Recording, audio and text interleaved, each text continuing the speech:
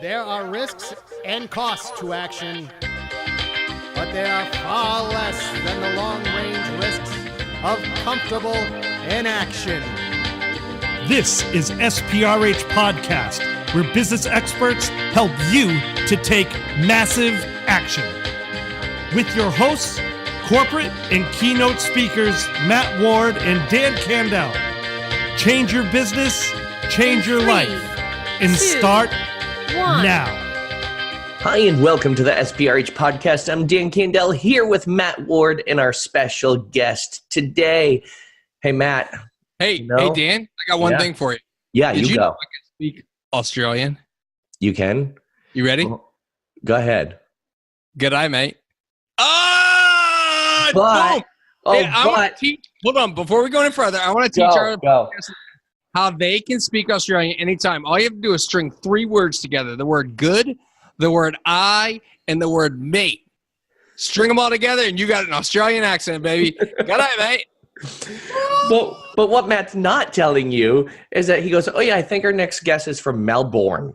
And I said, oh, no. Oh, Australians don't like it when you call it Melbourne. Melbourne.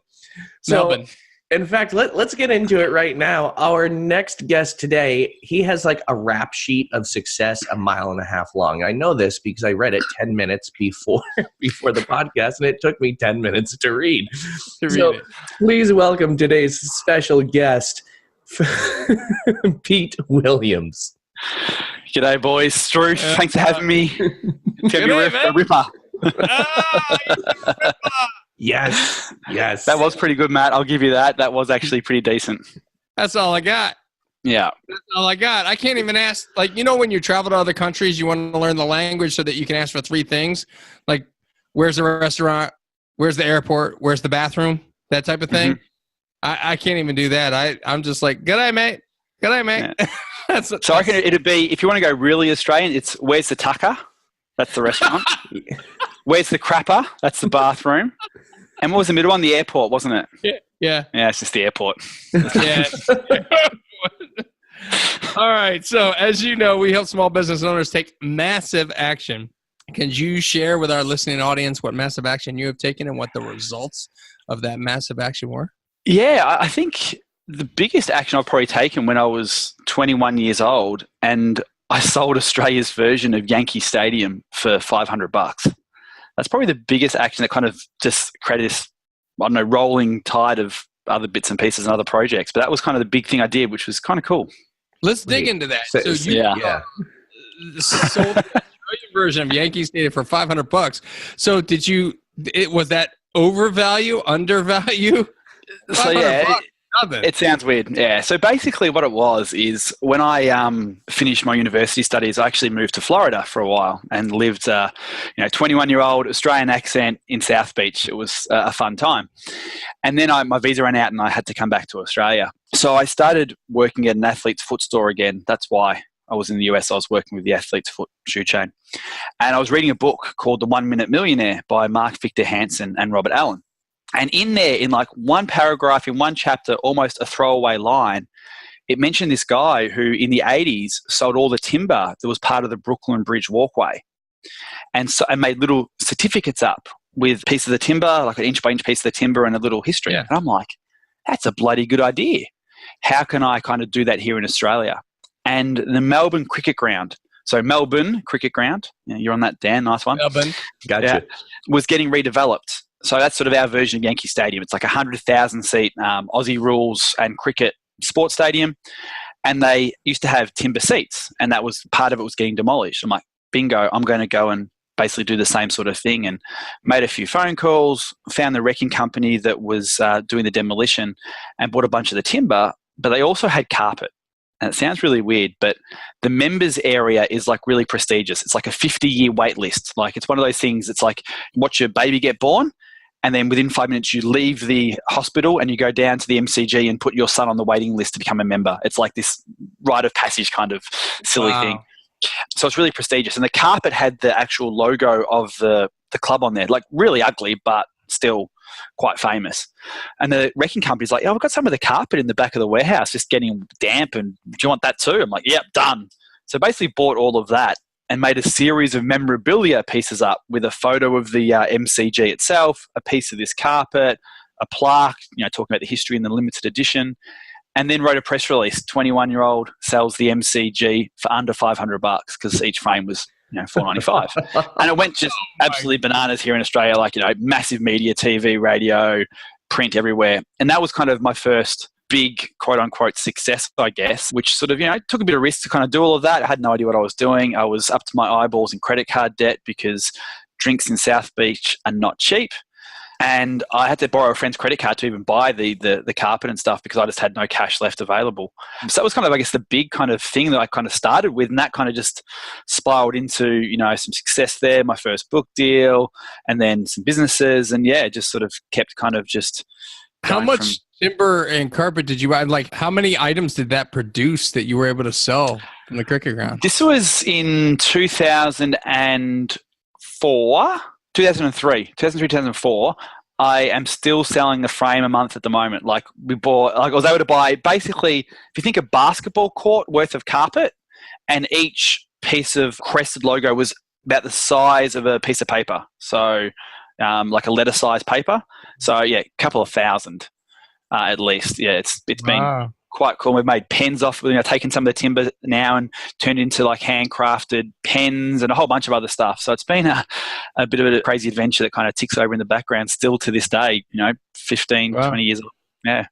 Matt, what he's not telling you is they sent me some of the timber and they only sent you a book. Yeah, they sent me a book. No, that's just not right. But let's dig into that. So Pete's book is Cadence, A Tale of a Fast Business Growth, and it's a business parable, a great story about a cycling store and an owner at this cycling store who is struggling to keep his business afloat. And one of his customers comes in and wants to get custom training for a triathlon. And so the cycling store owner starts helping this customer out, and the customer starts helping the cycling store owner out with his business. And he starts sharing the principles behind the business. I think it's a fantastic read. I'm going to tell you that, listeners, right up front, that you should immediately go get this book. It's a very quick read. It's a parable. It's, under 152 pages. You'll read it on an airplane. Just like last week's episode with Mari Ryan. However, I want to dig in, Pete, into the concept. First of all, which one were you? Were you the cycling store owner? Yeah. And it's based on a true story. My core business now is in the telecommunications industry in Australia. We've got 3 or 4 businesses in the group. And literally across the road from our office was a cycling store. And I made a promise to myself I was going to do an Ironman triathlon before I was 30.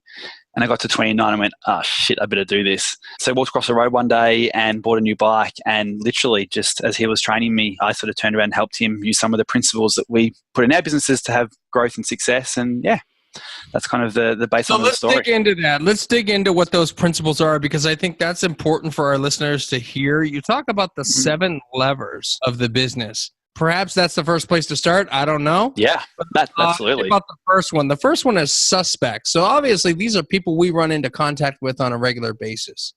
Yeah, I think just, if you don't mind, sort of a quick 30-second context piece is that no matter what business you're in, whether you're in a retail bike store, whether you are a professional speaker, you run a telco business, an e-commerce store, whatever it might be, at the end of the day, business is about profit. And there are only 7 things that drive profit. We kind of stumbled across this in our business over a number of years, that there's 7 things that drive profit. And you need to be focusing on each of these things to actually get those results. And then there's some scale stuff we can talk about as well. But that's the big thing, is that the 7 things really are the things that drive profit. And if you don't know what they are in your business and you haven't identified them, then you're not really focusing in the right areas, in my belief, and it sort of seem to play out well in our businesses. So suspects. So suspects are the people who effectively hear about you for the first time. If we look at another retail example, a shoe store, it's people who walk into the store. It's people who come to your website, your e-commerce store. It's the people who haven't quite kind of, shown they're serious about buying. They're just the people in your world. It's traffic. I think traffic is a nice internet marketing example of that, for want of a better one. Yeah. And so for the listeners, it's important to know Pete's belief is that if you take these 7 areas of your business and you grow them each by 10%, that being the goal, that you'll have massive success. You'll bring yourself out of a hole. And so we're going to talk about each of these levers. And then, of course, we'll dig into a few of them. And I'm sure Dan will have questions as well. And this is universal to all businesses, correct? Yeah, absolutely. Yeah. And the 10% thing is, it's just a math equation, really. My mum's a math teacher, so that kind of somehow came through to me, is that the cool thing is once you identify these 7 areas, just getting a 10% win in each of them, the cumulative effect is the doubling of the profit of the business. So most people, when they think about, I need to double my business, they think about doubling their suspects or doubling their traffic. That's the only thing they work on. And they work their ass off trying to double that. And that's hard work. Whereas if you go, okay, there's these 7 areas, I'm just going to improve them all by 10%, you actually get a much easier result or easier workload to get to the 2x bottom line, which is really, really nice. Like if you have 1,000 people visiting your website a week or a day or whatever it might be, going from 1,000 to 2,000 is hard. Going from 1,000 to 1,100, not so scary. Yeah, that's a lot more achievable. And that's your point. Not so scary. When you look at these numbers, it's a lot more achievable to get that 10% increase than it is to double it. Absolutely. Yeah. The second lever is prospects. Now, these are obviously people that have moved from suspect to prospect. And in the story, we talk about in the bike stores, suspects are the people that perhaps walk into the store. But prospects become people that maybe sit on a bike or try on a pair of bike shoes, or maybe they're looking for a helmet. And so instead of just saying, I'm looking for a helmet, they actually put one on. There's certain triggers in your business that would result in somebody moving from a suspect to a prospect, right? Absolutely. In every business, there's some sort of micro commitment that these people take, that your leads take. And I think so many businesses fall over and just treat everyone prior to being a customer in one bucket called leads, when there's actually 2 things there. You've got suspects and prospects. People who come into your store trying a pair of shoes. People who come to your e-commerce store and add a product to their shopping cart. Someone who comes to your website and opts in to join your newsletter list or take the free trial of your SaaS. There's always something of a micro commitment. And I think so many business owners don't take the time to identify the difference, for a couple of reasons. One is that the way you talk to suspects is very, very different to the way you talk to prospects. If you look at the SaaS example of taking a free trial of Dropbox or your software, whatever it might be, when you're talking to a suspect, you're not trying to necessarily sell them to become a customer. You're trying to sell them to become a prospect. Take our free trial. Not necessarily give us money today. You want them to take that micro commitment first. Getting someone to sit down and try on a pair of shoes. This is something that really got instilled in me with Athlete's Foot, the shoe store that I was working at during uni and in Florida, and again when the MCG project came along, is they had these greet and seat rules. They really hammered into us that we weren't to try and sell people a pair of shoes when they walk in the store. And that sounds really weird. It was all about getting someone to try on a pair of shoes. Our whole spiel was come and try on a pair of shoes. And once they're sitting down, and you're in front of them putting on a pair of shoes, that's when you start selling the shoes itself to them. And it was a massive distinction that I luckily got taught very early on, that I've been able to apply in different businesses since then. And some people think that they can skip the prospect, so they can skip the second step. And that's, I find, what a lot of businesses are doing. But as Jason Linett was saying in one of the podcasts we had a few weeks ago, it's about selling the next step. It's not about bringing them here all the way up to step 10. You have to bring them up these levels. And the next level is conversions. So how do we apply? So we get from prospect to conversions. Exactly. So that's your sales funnel, effectively. You're getting someone to walk into your business, whether it's an online store, retail store, your accounting practice that someone calls up and then they come for a free consultation. Then you convert them. The next thing is actually get them to open their wallet, sign the contract, give you the credit card details, whatever it is. That's the next sort of bucket of process people go through. So it's suspect, prospect, conversions. Nothing probably massively revolutionary for people there, except for taking the time to differentiate that micro commitment. Yeah, I think those are 3 stages we constantly always talk about. We talked about them a lot on our sales summit that's on our website if people are interested in that. Anthony Iannarino talked about kind of eliminating the word suspects or whatever from our vocabulary, but I kind of agree that suspects exist. And I'm not saying we're judging them as suspect people. We're just saying these are people that are suspects for our eventual conversion, right? But exactly. Guys, both of you, and I think we all 3 agree that it's suspects, prospects, conversions. That process has to happen for us to actually get a sale. Yeah, absolutely. And sometimes, it can happen very, very quickly. Sometimes it's a long sequence. It depends on your business model and what industry you're in. That, the suspect prospect conversion, if you think of a supermarket, I'm using a lot of retail examples here, so I apologize. But, what's the prospect stage in a supermarket? Someone walks into the supermarket, that's a suspect.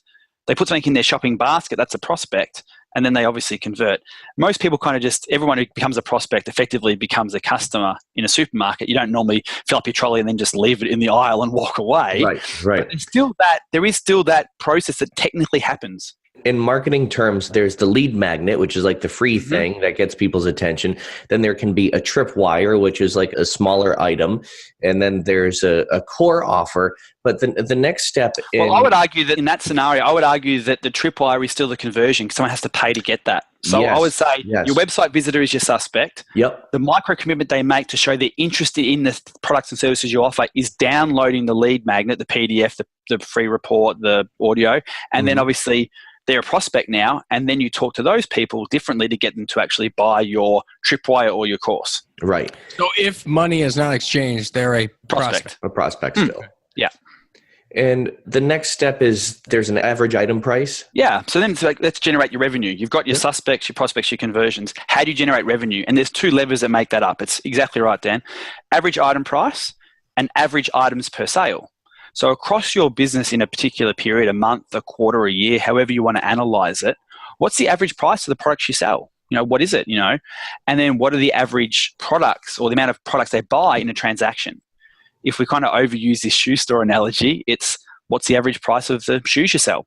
$100, $200, whatever it is. Do they also buy shoe cleaner, socks, insoles, that sort of stuff? How are you upselling and adding more items to the cart? If you're GoDaddy and buying an online web domain, you've got, what's your average item price of the domains you sell? How do you increase that by 10%? And then how do you actually do upsells? Like they're the king of the upsell. You see that through the actual checkout process. They're trying to sell you more and more items every single time. And every business has the opportunity to increase their average item price. It's training your sales staff to sell the more expensive item. Putting up 2 offers on your sales page. Do you want to take the basic offer or the premium offer to get an average in price increase? And then you have the upsell process on the back end. It's that, they might have bought the tripwire. That's your first conversion. And then you're getting them to buy a second item in that transaction, in that single transaction at that point by having an upsell. Now, Pete, I can see how average item price could increase by having 2 comparative packages for the same service, for example.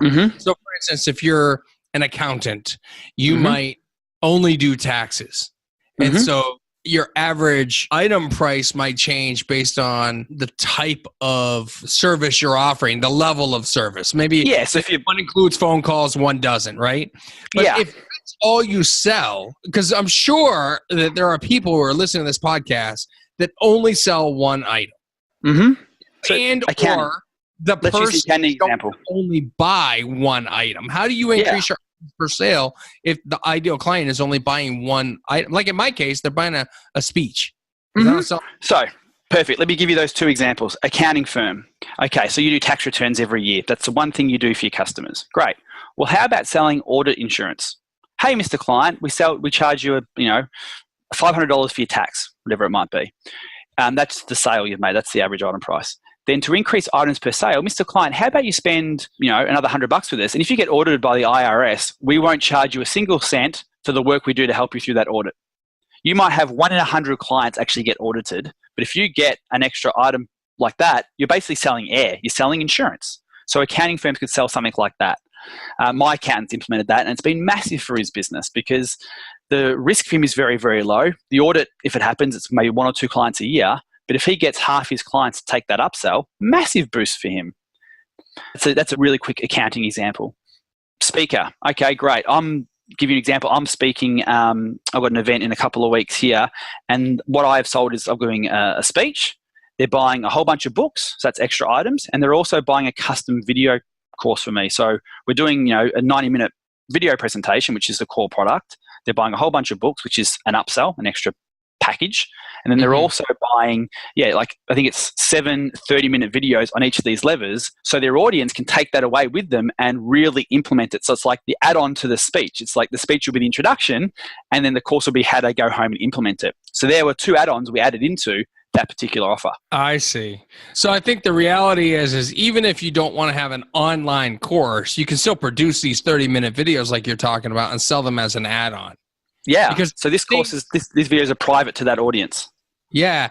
So there are ways to, I think the key here is understanding that you're not in a box, right?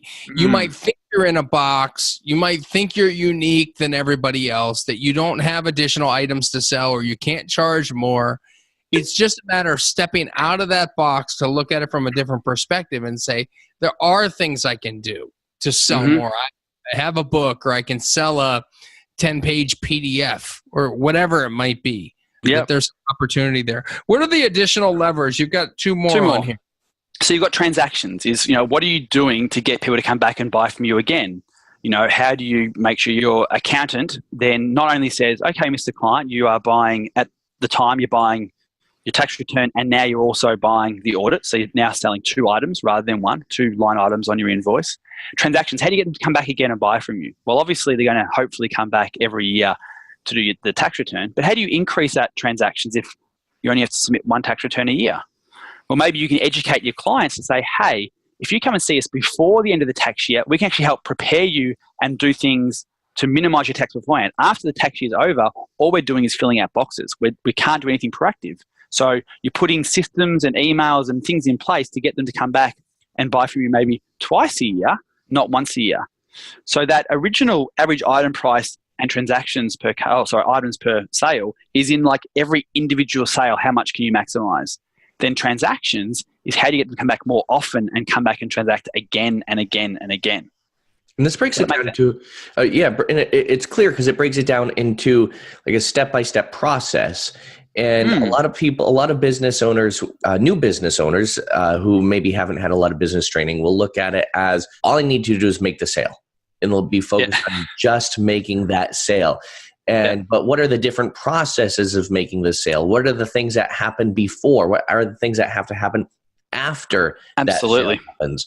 So putting all this into perspective, I was talking one of the last episodes that we did last week of how I recently implemented, without knowing, it's kind of following your system here, putting things into place with doing a Facebook ad that gets somebody into a campaign, that gets someone into a funnel. And then they kind of raise their hand and say, okay, I want to take things to the next level. So watch the webinar, and then, okay, I'm going to raise my hand and say, I want to consult. And then it's that whole entire process. And it's expediting it. It's putting it into an automated system so you don't have to consistently do it with each and every single prospect. Yeah, absolutely. It's just automating that customer journey, because really, if you think about it, this whole thing is just the customer journey. They walk into your store or they hit your website, they have a micro commitment, they decide to become a customer, then they give you money, which is broken up in average item price and how many items in their shopping cart. Then they're going to come back and buy from you again. Like, it's just literally what are the steps the customers actually do, and how are you being there in some sort of systemated way through that journey.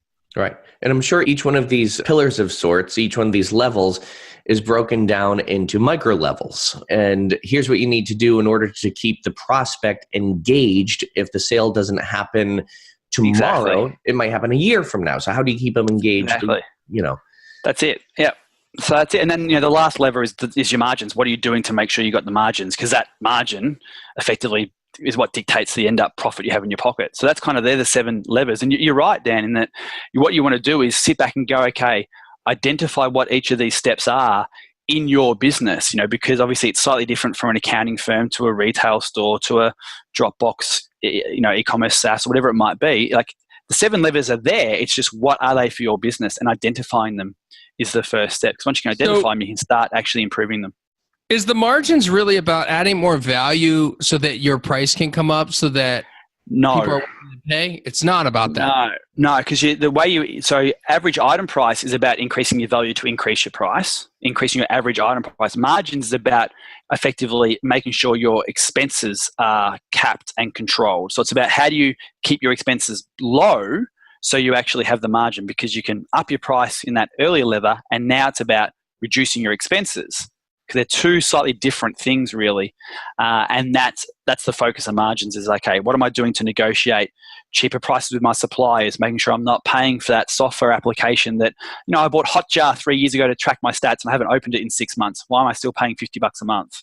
Or it's that kind of negotiation. One of the things that we did really well in our business is that we went to our suppliers and said, okay, we want discounts. In our e-commerce store, we have Simply Headsets, which is the largest headset reseller in Australia in one of our businesses. And we wanted better pricing. And our suppliers said, well, no, you're on our gold pricing. You don't get platinum until you sell this volume. And we said, all right, well, we're not there yet. How about we do it as a rebate? When we hit it, if we hit it in 12 months, give us a target. If we hit it in 12 months, you'll rebate the whole 12 months. We'll pay gold until we hit it. But when we do hit it, you'll rebate the difference and just charge us, retrospectively platinum the whole way through. For them, it was like, yeah, great. It puts a target on our back to achieve, which means more volume for them. So it's better for them to incentivize us to try and hit targets. It was like a forced saving plan because we knew if we got it, we were going to get the money back. So it's a way to kind of negotiate better margin when we didn't actually have the volume to prove it right now. So there's little tactics like that you can do to increase your margins very, very easily. That's genius. I mean, I think so much value in this process that if you take this process and you mix it with other things you've learned over time, different business entity books and different business management tools that you're using in your small business, I think that there's some massive wins that can happen here. Can you share with us some stories of your customers or people that have shared with you what successes they've had with this process? Yeah, tons. What's some stuff recently? So there's some interesting ones, there's some funny ones. Like, for example, you hear stories of people going, okay, I'm going to just sit down and before I even start trying to even get my 10% wins, try and grow them all, just actually understand what we're doing in our businesses. And, there's been clients who have gone, yeah, look, we have an email sequence in place that comes to, goes out to our past customers to come back and buy again. And when they actually sat down to actually, document the transactions per customer level, which is, that kind of system, they realized that their credit card expired 6 months ago and that actual, MailChimp campaign hadn't been running for 6 months. So by just going through this process, they're like, holy crap, okay, turn it back on and instantly got a 10% win because the emails had stopped working. In our business, years ago, we had a public holiday, so it was a 3-day weekend and we paused our AdWords campaign because, we didn't want the ads running over a long weekend. We've got to turn it back on for like 6 weeks. And, there's stories about it all the time, and someone else recently runs a bar, kind of like a barman for hire. So you have a party, he'll come in and bring the kegs and bring the waiters and all that sort of stuff. He saved 20 grand within 3 weeks of reading the book because he just went through his margins. He just went through and go, what are we paying for that we don't need? He realized that he was paying for, leasing of stuff he didn't actually need. So he gave them back and he just basically cut 20 grand off the bottom line of his business straight to his hip pocket because he took the time to go, I'm going to try and get a 10% win in my margins. And he just spent an afternoon literally going, okay, what's that expense? Do I need it? No. Do I need it? No. Yep. Negotiate that one. Cancel that one. And there's heaps of stories like that. There was an e-commerce store recently. Sorry, no, it was, that happened to e-commerce as well. But there was a local masseuse or physiotherapist. And what they did is they did an AdWords campaign once and they stopped it because they were like, oh, look, we only got X amount of people to our website. It wasn't really worth it. We got, 20 more people to our website a day or a week, whatever it was. And they thought that was a failure. So they stopped doing it. When they sat down and actually looked at their business and went, okay, all I need to get is a 10% boost, a 10% win in my suspects, that ad campaign gave them about a 15% increase. So they turned it back on because the context changed. Because up until that point, everything they'd read about AdWords is you're going to get 10,000 new web visitors a day and you're going to smash the goals. And their expectation was that AdWords was going to triple their traffic. And the key now, though, is that when they turn it back on, they're going to direct people into a download that's going to turn those people into prospects. As well. Right? So it's a double now they have a purpose, whereas before it was just advertising. It wasn't probably directed with an intention to get a 10% increase in their suspects and now a 10% increase in their prospects. Yeah. So, you're spot on. Happened read the book because I'm like, wow, like it was a total mind blow for me because I was like, man, my web business could have been so much better because what happens is, and this is the thing, and I know Dan and I talk about this all the time. The thing is, when we go to do something, we want to make it so much better. Yeah. But what happens is we don't try and make it just 10% better. It's funny because I was at a training this weekend. I came home and we were talking about my website, and I came home and I made some changes to my website. and I made less than 10% changes. I changed the logo to the new logo that I've been sitting on for 3 months, and I changed the homepage picture. Those 2 changes, and when I showed it to Dan, he said, "Who did you have do this website?" It was 2 small changes. 2 small changes, and it looked completely different. It looked completely different. So this is the thing about a 10%, right? I mean, there's 2 things in that. One is that, the first point you were making is it just reframes what success looks like. In that, let's say they had a sales page. Maybe that's the website you're talking about. If your conversion rate right now is 4%, hypothetically, and you go and learn copywriting, you want to change the website, what's your goal? Are you really trying to go from 4%? I now need to get a 10% conversion rate, otherwise it's a failure. But in the context of this 7 levers framework, all you're trying to do is go from a 4% conversion rate to a 4.4% conversion rate, increasing 4 to 4.4 conversion rate. That changes the game for what success feels like. Let's clarify, Pete. Let's clarify. It's not 10% on top of the 4.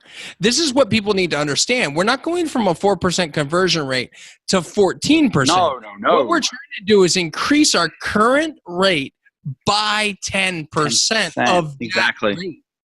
Yeah. That's a huge mind shift change. Yeah. And it's the biggest thing I think from people is, obviously there's the bottom line cash differences, and there's plenty of stories around that I can keep sharing, but it's more around that the freedom this comes from. It's like, so the pressure's off. I don't have to actually go and, get a 10% conversion rate on my website. I just need to go from 4 to 4.4.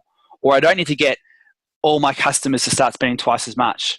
I just need to go from my average item price from $100 to $110. It's, it's that kind of freedom that goes, a lot of people say, I did something a while ago and I thought it was a failure, but it was actually a 20% increase. But in the context of how my expectations were, I thought I failed, but you actually got a 10% win or a 20% win. Wow, congratulations. So it reframes a whole bunch of stuff for people, and they actually get their confidence back.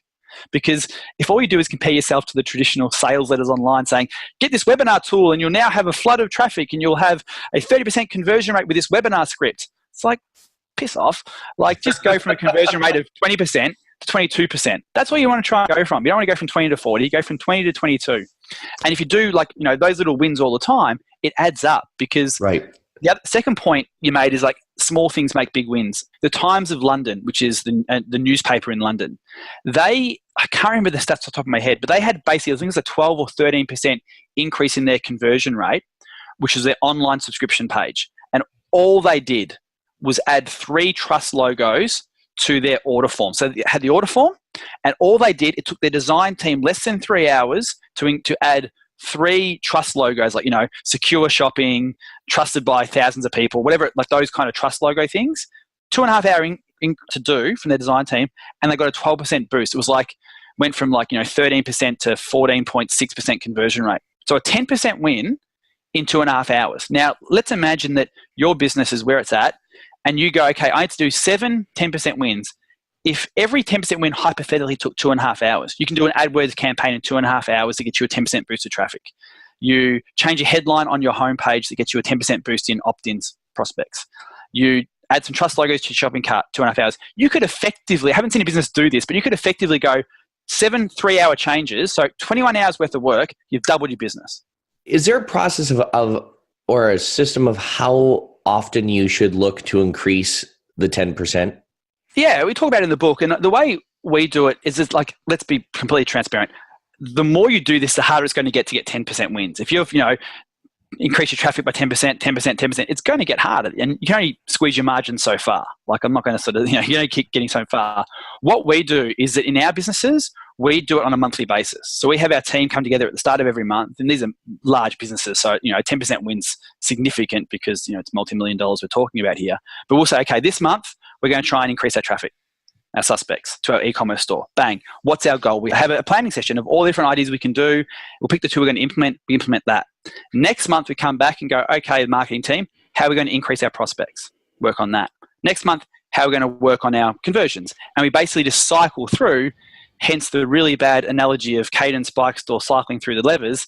Terrible pun. The book's full of them. I apologize in advance. But that's kind of the idea, is that you pick your framework. Matt, you were mentioning earlier that you thought this was a good complement to the E-Myth. And that's the thing, I think, with the E-Myth, is the E-Myth taught people to work on their business. Brilliant. But then left people going, what do I work on? I've scratched that.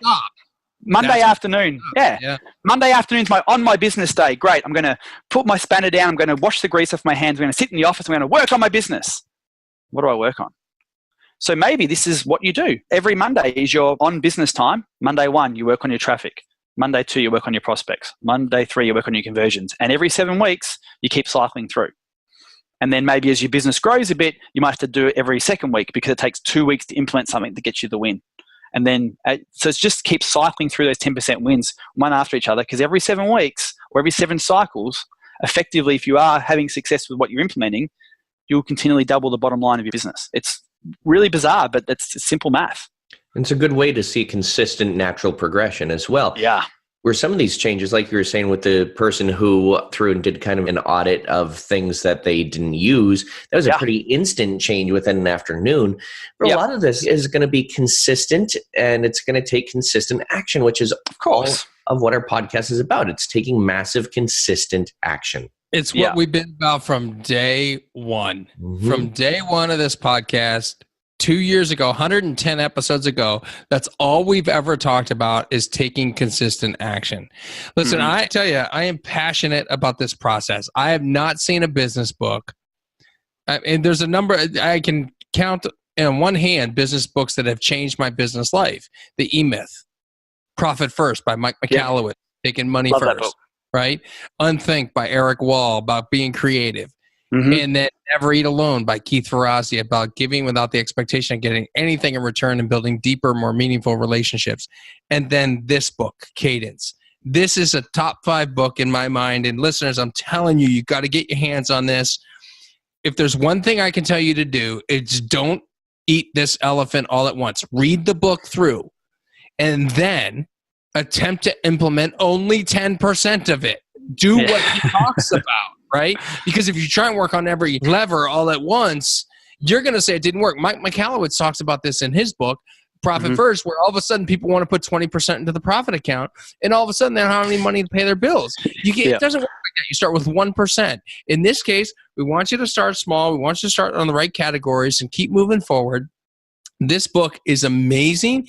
I'm going to start making a chart. Do you have charts? Do you guys have charts in your business? Well, this is something that, as a side note, we've actually worked on some canvases since the book came out, some actual tools and stuff. So, if you sort of follow me or find me online somewhere, you'll start seeing us talk about some tools and some charts and some tools to actually use, which has been really well received with the betas. We did a beta with Mike's Profit First clients, actually, funnily enough, and they've really grasped it and thought it was really, really good. So we're kind of, rolling it out a bit further now. So, Yeah, it's great stuff. Great stuff. So, thanks so much. Pete, thanks for sharing with us and with our listeners, everything about this process. How can people find you and get the book and learn more about Cadence and how that works? Yeah, sure. Yeah, the books, the traditional, where all good books are sold, but cadencebook.com is the webpage for the book. We can kind of find out more information about that sort of stuff. If you want to check out the worksheets and stuff, 7 levers, so number 7, levers.com/canvas. So 7levers.com/canvas.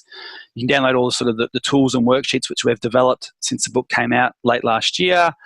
And then I'm kind of just online at Preneur, Preneur. So Preneur, Instagram, Twitter, stuff like that.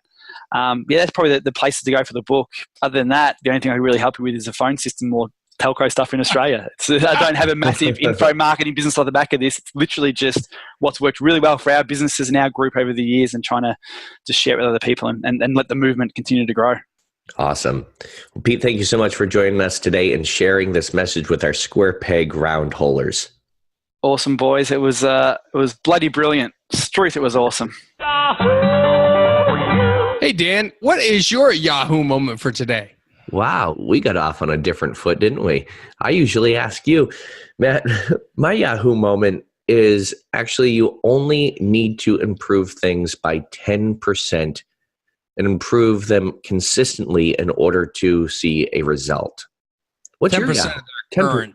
10% of the current, exactly. Yeah. So if it's getting more leads, so many people say, I want to get 100 new leads and in this week. But if you don't have 100 leads as it is, let's say you only have 10, then 1 new lead is 10%. And one new lead can really improve your business if it's the right one. Yeah. 10%. All you need is 10%. What's your Yahoo moment, Matt? Well, it's regarding that as well. It's the fact that those 10% in all 7 levels add up to effectively doubling your business. That's such a unique approach. And I love the concept of it. It's fantastic. So yeah, it's the fact that all 7 levels or levers will double your business effectively. So great stuff from Pete Williams today. So wonderful stuff. And to our square peg round holers, please stick around because Matt and I have a very important announcement to make, and you want to make sure you hear this. So please stick around. It'll only take just a minute. Hey, Matt, that's a wrap. Yeah, it's been fun, Dan. 110 episodes. What a run. 2 years of a podcast focused on helping small business owners take massive action. And I'd like to believe that we've helped them take massive action. I've heard from a few people that have listened. I think all 2 of them have contacted us. And they were helped. It's been a lot of fun. And but now I think it's time, Dan. It's time. It's time to move on to other things. And this podcast will still live out there. We'll still continue to help many, many people. And just because we are ending the episodes doesn't mean that the legacy will end. It can still continue on, still should continue on, because keep in mind, we have interviewed over 200 people who are experts in their field, in their industry, and we also have the Sales Summit out there. So make sure you still stay tuned with going back in the resources and the files. I'm just going to correct you there on that. It's been a long run of 2 years, but it's not been 200 people. Excuse me. 110. It's been 2 years, over 100 people. Yeah. I saw your little look on your face. Yeah. You're right about one thing, though. We've got 110 episodes in the queue for download through iTunes, through the website, and also the Sales Summit, which is still accessible on the website and will be as long as we keep that website up. You know, get the value. Go back, revisit things from time to time. That's what it's all there for, and that's why we're leaving it up. That's why we're paying to keep this stuff up. We appreciate all the listeners and certainly appreciate all the guests that have given their valuable time to come on the show. Dan, I appreciate you stepping up to the plate and being my co-host on this podcast. I'll never forget that day. I looked at you in your office. I said, have you ever felt like a square peg in a round hole? And Matt, you know, it's great having you as a friend, as a colleague, and I just appreciate the ability that we both have to help one another out and help so many other people out as well. So right back at you, my friend. Yeah, buddy. So listen, stay on, small business owners, stay on track. Keep taking massive action. We'll be here for you if you need us. Dan, if the listeners want to get a hold of you, how can they do that? How can they reach out to the big, awesome Dan Candell? They can reach me by going to dancandell.com or anxietyreliefguy.com. That's dancandell.com or anxietyreliefguy.com. And Matt, since you have a lot of stuff in the pipeline as well, how can people reach you?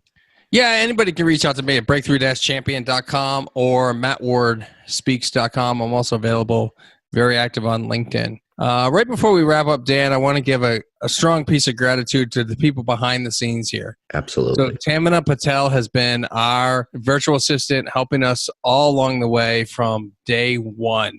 From day one, she's been there behind the scenes for us, organizing guests, scheduling guests, producing episodes, writing up the show notes and posting them on the website. She's been a valuable, valuable asset to us. Cannot recommend her highly enough. I would say that if anybody needs some virtual assistant support, that Tamina is a fantastic person to call in. The other person I want to give kudos to is our editor, Chaon. He's been helping us lately. Dan was doing the editing for a very long time, and we've had him helping us out editing the podcast recently.